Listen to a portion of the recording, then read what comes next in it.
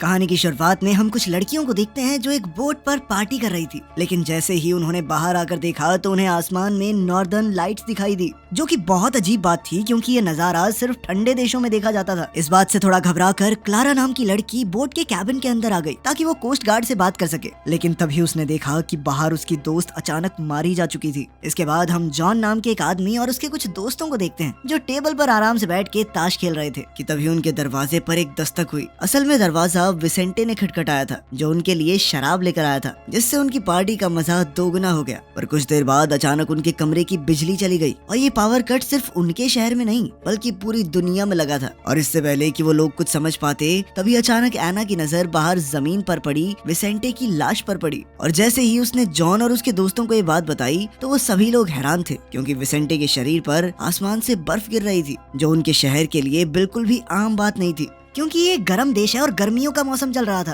और ये नजारा देखने के बाद वो सभी लोग तुरंत ही समझ गए कि ये कोई नॉर्मल बर्फ नहीं थी और इसलिए एना ने तुरंत ही उस घर के हर एक क्रैक को बंद करने को कहा ताकि वो बर्फ घर के अंदर ना आ सके। सभी लोग तुरंत ही इस काम पर लग गए, पर रूसो इसके लिए तैयार नहीं था क्योंकि उस वक्त उसके दिमाग में अपनी बीवी और बच्चों की फिक्र चल रही थी जो घर पर अकेले थे। और इसलिए वो अपने दोस्तों के लाख मना करने के बावजूद भी एक जैकेट से खुद को ढक कर घर से बाहर निकल गया। घर के अंदर मौजूद सभी लोग खिड़की से उसे देखते हुए ये प्रार्थना कर रहे थे कि ये बच जाए और पहुंच जाए घर पे। पर कुछ ही सेकंडों बाद रूसो भी विसेंटे की तरह जमीन पर गिर गया। ये देखकर सभी लोग बहुत ज्यादा घबरा गए थे और उन्हें समझ नहीं आ रहा था कि वो लोग वापस अपने घर कैसे जाएंगे कि तभी अचानक दरवाजे पर एक और दस्तक हुई। और जब उन्होंने दरवाजा खोला तो वहाँ कोई डिलीवरी गर्ल खड़ी थी और अपनी बाइक खराब हो जाने की वजह से वो वहाँ फंस गई थी। पर खुशकिस्मती से उसने खुद को एक वाटरप्रूफ शीट से ढका हुआ था, जिस वजह से उसकी जान बच पाई थी। ये बात पता लगते ही सभी लोग बाहर निकलने का रास्ता ढूंढने में लग गए, जिसके लिए सबसे पहले वो गैराज में पहुंचे। पर बदकिस्मती से वहां मौजूद सभी गाड़ियां खराब पड़ी थी, जिसके बाद उन सभी ने मिलकर जॉन के लिए एक वाटरप्रूफ सूट तैयार किया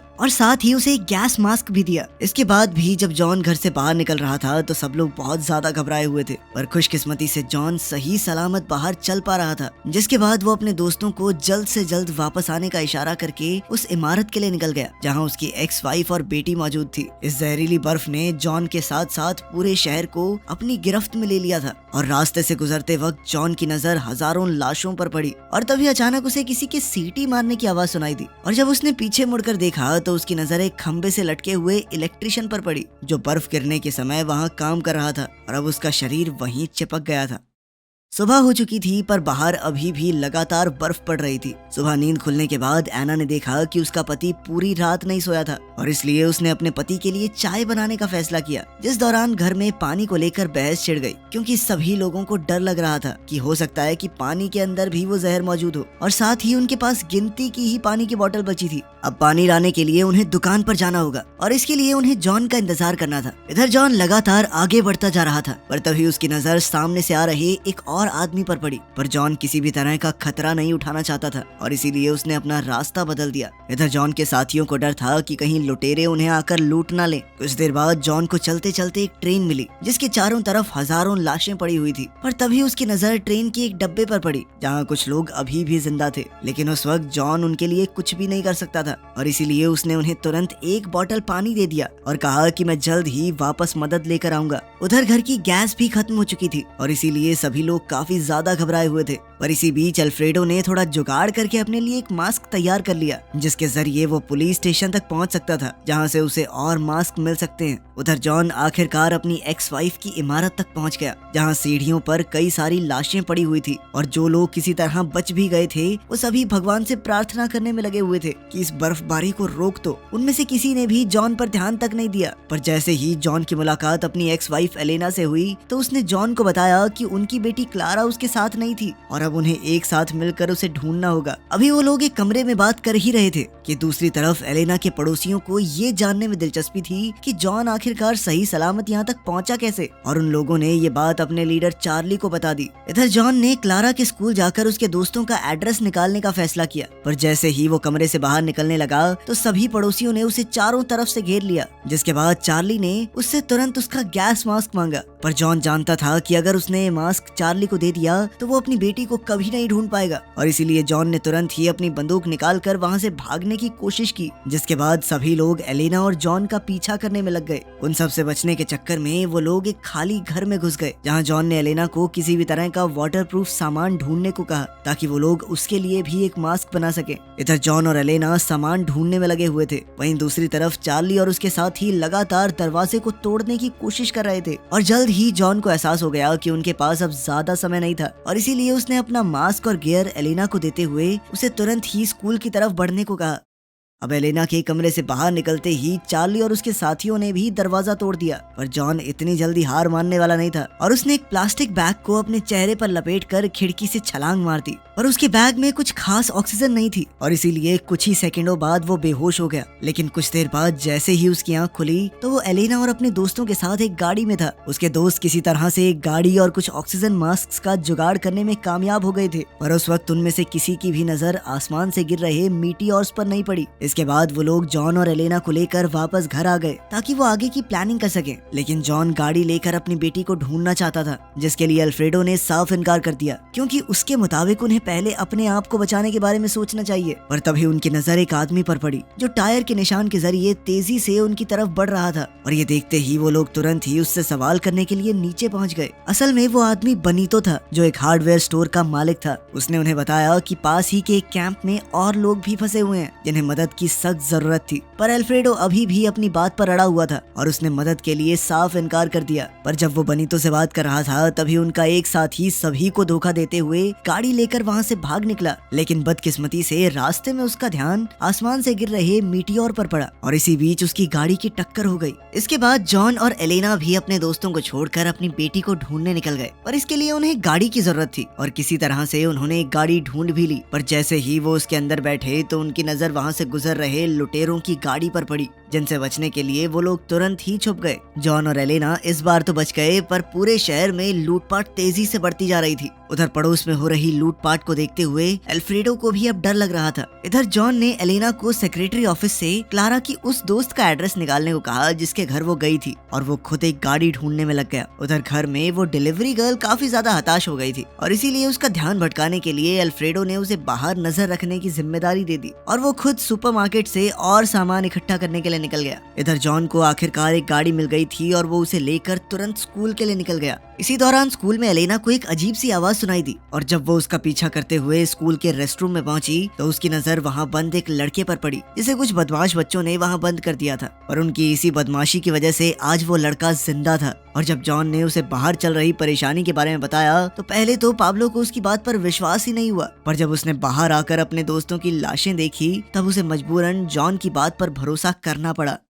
उधर अल्फ्रेडो ये बात समझ गया था कि गैराज में सामान डालने से पहले उन्हें उसकी रखवाली करने का जुगाड़ बनाना पड़ेगा, वरना लुटेरे उसे लूटने में ज्यादा समय नहीं लगाएंगे। और अपने इस प्लान को अंजाम देने के लिए वो लोग एक फायर स्टेशन में सामान इकट्ठा करने पहुंचे, पर वहां उनकी मुलाकात बनीतो और उसके कुछ साथियों से हुई। बनीतो ने उन्हें बताया कि उसके पास पूरे शहर को बचाने का प्लान है, पर इसके लिए अल्फ्रेडो को उनका साथ देते हुए अपने गैराज में कुछ लोगों को आने की इजाजत देनी होगी। उधर जॉन और एलेना अपनी बेटी की दोस्त के घर पहुंच गए थे, पर असल में पाब्लो ने उन्हें झूठ बोला था और वो उन लोगों को अपने घर ले आया था ताकि वो अपने परिवार से मिल सके। लेकिन बदकिस्मती से तब तक उसका पूरा परिवार खत्म हो चुका था। उधर अल्फ्रेडो ने एना को बनीतो के प्लान के बारे में बताया, जिसके बाद एना का मानना था कि उन्हें और लोगों के साथ मिलकर इस मुसीबत से बाहर आना चाहिए, क्योंकि वो लोग अकेले कुछ नहीं कर सकते थे। इसके बाद अल्फ्रेडो को अलग अलग देशों में मौजूद अपने दोस्तों से बात करके पता चला कि ये जहरीली बर्फ सिर्फ उनके शहर में नहीं बल्कि पूरी दुनिया में गिर रही थी और सभी जगह इसी तरह बुरा हाल था। इधर एलेना ने पाब्लो को भी अपने साथ ही ले जाने का फैसला किया, पर तब तक पाब्लो को काफी तेज बुखार चढ़ गया था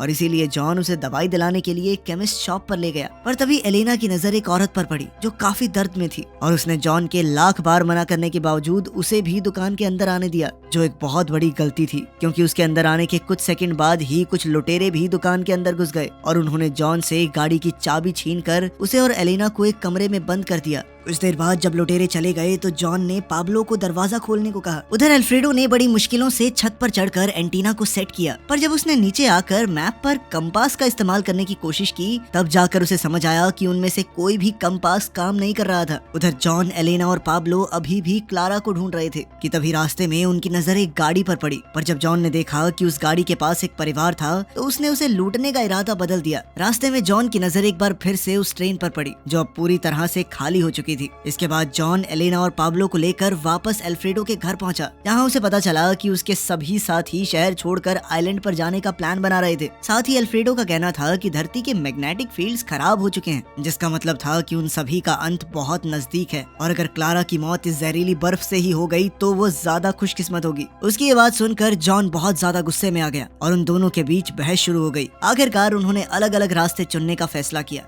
उधर एक नौजवान जोड़ा आराम से कुछ हसीन पल बिता रहा था कि तभी उस लड़के ने अपनी गाड़ी में तेल भरने का फैसला किया, पर इसी दौरान उसकी नजर एक ऐसी चीज पर पड़ी जिसे देखकर वो दंग रह गया और अगले ही पल उस अनजान चीज ने उन दोनों को खत्म कर दिया।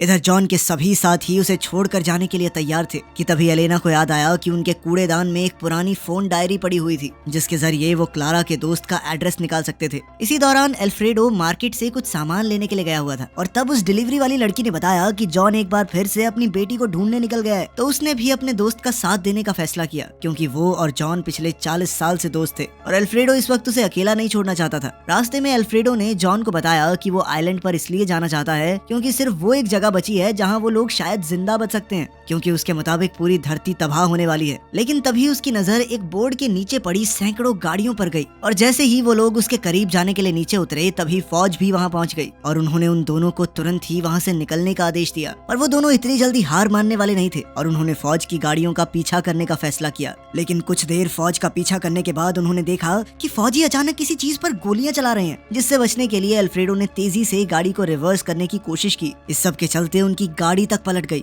अगले ही सेकंड अजीब से दिखने वाले बड़े बड़े कीड़ों ने फौजियों पर हमला बोल दिया, जिसके बाद अब वो तेजी से जॉन और अल्फ्रेडो की तरफ बढ़ रहे थे। पर किसी तरह वो दोनों बचकर एक सुरक्षित जगह पर पहुंच गए, जिसके बाद अब वो दोनों ये सोचने में लगे हुए थे कि अब वापस कैसे जाया जाए। और तभी उनकी नजर पास में ही मौजूद एक बंदूक पर पड़ी। पर जैसे ही वो लोग उस बंदूक के सहारे आगे बढ़ने लगे तभी उन्होंने एक कीड़े को देखा जो एक इंसान को अपने जाल में लपेटकर घसीट रहा था। और ये देखने के बाद वो दोनों ये बात अच्छे से समझ गए कि उनकी ये बंदूक कुछ खास काम नहीं आने वाली। पर इसके बावजूद भी जॉन ने उस कीड़े पर गोलियां चलाई, जिसके बाद अचानक सैकड़ों कीड़े वहां पर आने लग गए। और जब जॉन और अल्फ्रेडो उनसे बचने के लिए भाग रहे थे तभी उनकी मुलाकात दो अनजान आदमियों से हुई जो उन दोनों को उन कीड़ों से बचाते हुए एक चर्च में ले गए। पर जल्द ही वो कीड़े उनका पीछा करते हुए वहां भी पहुंच गए। उन दोनों अनजान आदमियों ने अपने मास्क उतारते हुए अपना परिचय कोहिरो और मिकी के तौर पर दिया और इसके बाद वो दोनों जॉन और अल्फ्रेडो को अपने कैंप में ले गए जहाँ कुछ और लोग भी मौजूद थे। उस ग्रुप की लीडर एक औरत थी जिसने खिड़की से उन दोनों को आसमान से गिर रहे मीटियोर्स दिखाए और उनके मुताबिक यही मीटियोर्स उन कीड़ों को धरती पर ला रहे थे। और जैसे ही अल्फ्रेडो को एहसास हुआ कि एक एलियन हमला है वो तुरंत ही अपनी बीवी के पास वापस जाने की बात करने लग गया। पर उस औरत ने किसी तरह से अल्फ्रेडो को दरवाजा खोलने से रोक दिया। उस रात उनमें से किसी को भी नींद नहीं आई और अब जॉन को लग रहा था कि वो अपनी बेटी से फिर कभी नहीं मिल पाएगा। कुछ देर बाद जब वो बाहर निकला तो उसकी नजर बाहर खड़े हजारों कीड़ों पर पड़ी, जिसके बाद वो समझ गया कि वो लोग ज्यादा देर तक यहाँ नहीं रुक सकते और इसीलिए उन्होंने किसी और जगह जाने का फैसला किया। सभी लोगों ने इसके लिए तैयारी की पर एक बूढ़े आदमी ने वहीं रुककर अपनी बीवी के साथ रहने का फैसला किया। कुछ देर बाद वो सभी लोग रात के अंधेरे में छुपते हुए चर्च से बाहर निकले और फिर उल्टी पड़ी हुई बस में घुस गए। इसी दौरान कुछ आदमी एक दीवार में सुरंग बनाने की कोशिश कर रहे थे जिसके जरिए वो दूसरी तरफ पहुंच सकें। पर तभी बस में एक बच्ची रोने लग गई और उसकी आवाज ने कीड़ों का ध्यान अपनी तरफ खींच लिया। लेकिन इससे पहले कि वो बस पर हमला कर पाते तभी उस बूढ़े ने चर्च का घंटा बजाकर उनका ध्यान भटका दिया। इधर जॉन और उसके साथी सुरंग के जरिए आगे बढ़ रहे थे जबकि चर्च में उस बूढ़े आदमी ने अपनी बीवी के साथ एक आखिरी सिगरेट पी, जिसके बाद उनका प्लान था कि वो चर्च के साथ साथ कई एलियंस को उड़ा देने वाले थे। इधर जॉन और उसके साथियों को एक गाड़ी मिल गई और जैसे ही वो गाड़ी लेकर वहाँ से निकले तो उनकी नजर दूर जल रहे चर्च पर पड़ी। कुछ देर बाद जॉन और अल्फ्रेडो ने अपने नए साथियों को अलविदा कहा और वापस अपने साथियों के पास घर पहुँच गए जहाँ उन्हें क्लारा के वापस आने की खुशखबरी भी मिली। जिसके बाद सभी लोग आइलैंड पर जाने की तैयारी में लग गए। पर तभी उनके गैराज में कुछ अनजान लोग घुस आए और उन्होंने अल्फ्रेडो के सामने एक प्रस्ताव रखा जिसके मुताबिक वो लोग अल्फ्रेडो को उसके घर और गैराज के बदले में एक मोटर होम देने को तैयार तैयार थे, जिसके लिए अल्फ्रेडो भी तैयार हो गया। कुछ देर बाद जब वो लोग नदी के पास पहुंचे तो उनका आइलैंड पर जाने का सपना चूर चूर हो गया, क्योंकि तब तक नदी का सारा पानी सूख गया था और अब उन्हें एक नई जगह का इंतजाम करना था। कुछ देर बाद वो लोग एक शॉपिंग मॉल में पहुंचे, जहाँ जॉन और अल्फ्रेडो की मुलाकात अपने चर्च वाले साथियों से हुई और उन्होंने उन सबको साथ चलने का आमंत्रण दिया। पर जब सभी लोग काफी समय बाद आराम कर रहे थे, तभी अचानक क्लारा को एक दौरा पड़ा जो उसे आज से पहले कभी नहीं पड़ा था और सभी का मानना था कि ये उसके सर पर लगी चोट की वजह से हुआ था। उधर अल्फ्रेडो को क्लारा के उसकी बोट पर जाने के पक्के सबूत भी मिल गए, लेकिन क्लारा को कुछ भी याद नहीं था। अगली सुबह जॉन को लोगों के चिल्लाने की आवाज सुनाई दी। असल में अब बर्फबारी बंद हो चुकी थी और अब कोई भी इंसान आराम से बाहर जा सकता था। सभी लोग बहुत ज्यादा खुश थे, पर उनका एक साथी लूकस गायब हो गया था और जब वो लोग लूकस को ढूंढ रहे थे, तभी अचानक कुछ लोगों ने शॉपिंग मॉल पर हमला कर दिया। अपने दोस्तों को बचाने के लिए जॉन ने एक एक करके उन आदमियों को मारना शुरू कर दिया, पर तभी अचानक लूकस फौज के साथ वहाँ पहुंचा, पर वो ठीक से ये नहीं बता पा रहा था कि आखिर वो फौज तक पहुंचा कैसे। जॉन को उस पर शक तो हुआ, पर इसके बावजूद वो फौज के साथ बेस कैंप पर जाने के लिए तैयार हो गया और रास्ते में उनकी नजर नदी पर भी पड़ी, जिसमें अब वापस से पानी आ गया था। पर वो लोग ये नहीं जानते थे कि वो शहर अब भी एलियंस से भरा हुआ था। इसके बाद उन्होंने फौज के बेस कैंप में ही रहना शुरू कर दिया, जहाँ उन्हें एलियंस से लड़ने की ट्रेनिंग भी दी जाती थी। और एक दिन बेस कमांडर ने अल्फ्रेडो को एक रेडियो ठीक करने के लिए बुलाया, जिसके जरिए वो लोग बाहरी दुनिया से संपर्क कर सकते थे। काफी समय बीतने के बाद भी जॉन उस औरत के बारे में सोच रहा था जिसने शॉपिंग मॉल पर हमला किया था, क्योंकि वो एक बार पहले भी उस औरत से मिल चुका था। वो एक अच्छी इंसान थी जो अपने होशो हवास में कभी ऐसे लोगों पर गोलियां नहीं चलाएगी। हर रोज बेस कैंप पर नए लोगों को लाया जाता था और एक दिन ऐसे ही अल्फ्रेडो की नजर अपने पुराने पड़ोसी रॉबर्टो पर पड़ी। पर जैसे ही वो उससे बात करने के लिए गया तो रॉबर्टो ने बड़ा ही अजीब बर्ताव किया। इधर जॉन का कहना था कि उन्हें उस कैंप से निकलकर वापस आइलैंड पर जाने के प्लान पर काम करना चाहिए, लेकिन बाकी सभी लोग उसकी बात से सहमत नहीं थे। उसी रात जॉन से मिलने के लिए दो अनजान लोग आए और उन्होंने जॉन के सामने एक साथ बेस कैंप से भागने का प्रस्ताव रखा और इसके लिए वो लोग एक लोकल ट्रेन को हाईजैक करने वाले थे। लेकिन कुछ भी करने से पहले जॉन को सबसे पहले अल्फ्रेडो को इसके लिए मनाना था। अगली सुबह वो सभी लोग प्लान के मुताबिक बेस कैंप से बाहर निकले और फिर एक लोकल ट्रेन को ट्रैक पर चढ़ाकर बेस कैंप से दूर निकल गए। सभी लोग बहुत ज्यादा खुश थे, पर उन्हें अपना आखिरी रास्ता पैदल ही पार करना था, क्योंकि किसी ने शहर के रेलवे ट्रैक्स को तबाह कर दिया था। उनको शहर की सभी चीजें काफी अजीब लग रही थी और साथ ही वहाँ उनकी मुलाकात कई लोगों से हुई जो काफी अजीब बर्ताव कर रहे थे। और जैसे ही वो लोग एक ऊंची इमारत पर चढ़े तो उनकी नजर शहर के बीचों बीच जल रही एक नीली रोशनी पर पड़ी, जो उन्हें किसी खतरे की निशानी लग रही थी। जॉन ने कमांडर को इसकी जांच करने के लिए कहा, पर कमांडर ने इसके लिए साफ इनकार कर दिया, क्योंकि इसमें बहुत खतरा था। खैर, फिर टाइम पास करने के लिए वो सभी लोग ताश खेलने लगे, पर इस बार जब लूकस हारने लगा तो उसने गुस्से में अपने दोस्त पर हमला कर दिया। अल्फ्रेडो ने अपने जख्मी दोस्त की मदद की और ठीक उसी समय पर हजारों ज़ॉम्बीज़ जैसे इंसानों ने उन पर हमला कर दिया, जिनसे बचने के लिए जॉन और अल्फ्रेडो अपने साथी को लेकर लोकल ट्रेन पर चढ़ गए। पर रास्ते में जॉन ने अपने बाकी साथियों को ढूंढने का फैसला किया और वो अल्फ्रेडो के साथ ट्रेन से कूद गया, जिसके बाद वो दोनों छुपते छुपाते एक बेस पर पहुंचे, जो दिखने में बिल्कुल उनके बेस की तरह ही था। पर यहाँ हजारों लोग एलियंस के साथ मिलकर काम कर रहे थे। वो सभी इंसानों की तरह नहीं, ज़ॉम्बीज़ की तरह बर्ताव कर रहे थे और उन्हीं में से एक क्लारा भी थी। इस सब के बीच जॉन की नजर एलियंस के लीडर पर पड़ी और वही था जिसके अंदर से वो नीली रोशनी निकल रही थी। अब वो दोनों मिलकर ये सोच रहे थे कि क्या वो इस खतरनाक मुसीबत से बच पाएंगे। इसी के साथ इस टीवी सीरीज का पहला सीजन खत्म